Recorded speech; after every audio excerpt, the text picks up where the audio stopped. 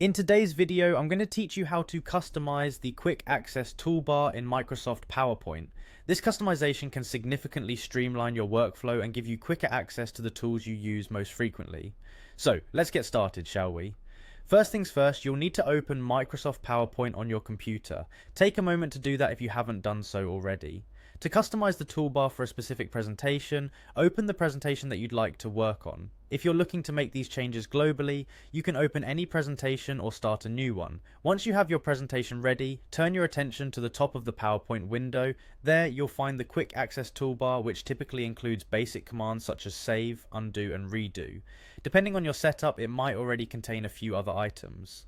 To start customizing, look for a small drop-down arrow. This arrow is usually located on the upper left side of your PowerPoint window. Click on this drop-down arrow and you'll see a list of some commonly used commands. This menu provides a quick way to add certain functions with a single click. However, for a more extensive set of options, you'll want to select more commands. Go ahead and click on that. Doing so will open a new window where your customization journey truly begins. Now in this window, there's a drop-down menu labeled Choose Commands From. Set this drop-down to All Commands. This action displays a comprehensive list of all available commands in PowerPoint, making it easier for you to locate precisely what you need.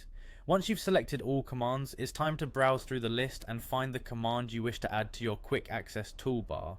With so many options available, it may take a moment to locate your desired command. Remember, this is your opportunity to make your toolbar work for you, so choose commands that you use regularly. When you find the command you want, select it from the list. After you've made your choice, you'll notice an Add button situated between the lists of available commands and the ones already on your quick access toolbar. Click on the Add button, which will move the selected command to the right-hand pane, indicating it will now be part of your toolbar. If you decide to remove a command later on, you can come back to this window and use the Remove button.